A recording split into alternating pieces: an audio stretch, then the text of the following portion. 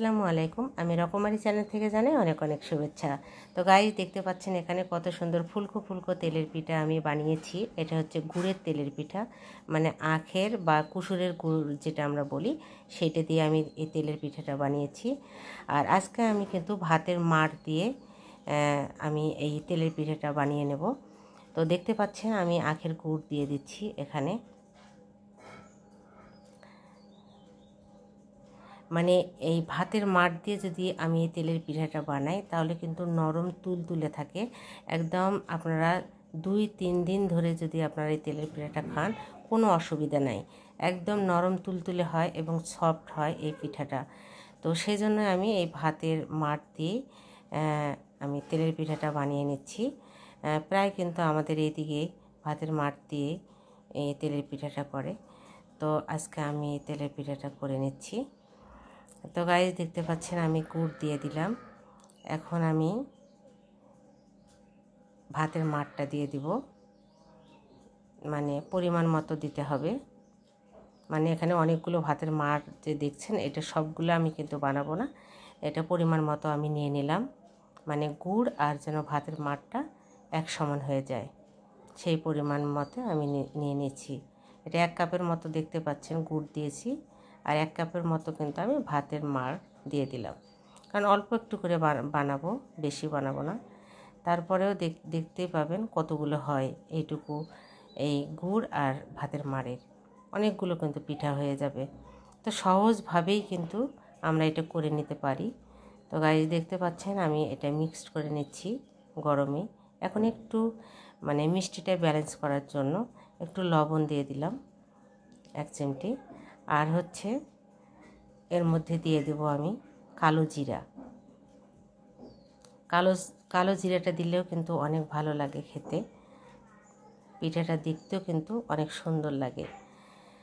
তো গাইস, আমি দিয়ে দিলাম, কিন্তু আমি এটা অফ ক্যামেরাতেই কিন্তু দিয়ে দিলাম। তো এখন আমি একটু একটু করে এই চালের গুঁড়া দিব আর মিক্সড করে নেব।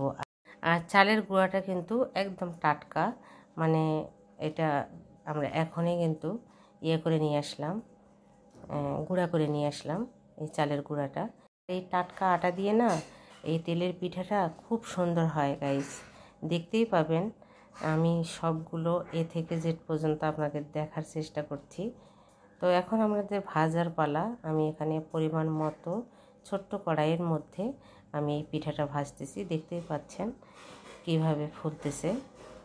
তো গাইস, এই তেলের পিঠাটা কিন্তু ভেজেও অনেক শান্তি লাগে যদি ফোলে, তারপর মন থেকে অনেক ভালো লাগে। তো এভাবে আমি কিন্তু পিঠা ভাজবো। দেখেন অনেকগুলো কিন্তু আমার হয়ে গেছে, আরও কিন্তু আছে, দেখতেই পাচ্ছেন অনেকগুলো পিঠা আমি ভেজে নিলাম। এখন আবার আমি দিয়ে দিচ্ছি, দেখতেই পাচ্ছেন কত ফুলকো ফুলকো পিঠা হয়ে যাচ্ছে। একদম ইজিভাবে আপনারা করে নিতে পারেন ভাতের মাড় দিয়ে। আপনারা একদিন করে দেখবেন যে আসলে আমি কি বললাম আপনাদের, একটু করে দেখবেন, তাহলে বুঝতে পারবেন যে না কতটা ভালো হয় এবং কতটা সফট, কতটা নরম থাকে। তো এভাবে আমি কিন্তু আমার কিন্তু খুব ভালো লাগে এই রকম তেলের পিঠা ফুলকো ফুলকো বানানো। মানে যত ফুলবে তত আমার ভালো লাগে, একদম খোপা বের হয়ে যায় নিচে। তো দেখতেই পাচ্ছেন গাইজ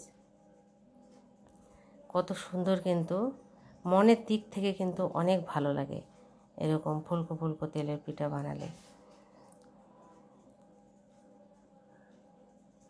তো আমি উঠিয়ে নিচ্ছি সবগুলো পিঠা। আমি আর একটা পিঠা আপনাদের দেখাবো। মানে তেলের পিঠাটা ভাজতে অনেক মজা লাগে। তো দেখতেই পাচ্ছেন গাইস কিভাবে, আর সমান কিন্তু জালটা থাকবে। এই না হলে কিন্তু বেশি জাল হলেও হবে না, কম জাল হলেও কিন্তু হবে না। দেখতে পাচ্ছেন পিঠা একদম ফেটে যাচ্ছে, ফুলিয়ে ফেটে যাচ্ছে। তো দেখতে পাচ্ছেন কত সুন্দর আমি সবগুলো পিঠা এইভাবে বানিয়ে নিলাম।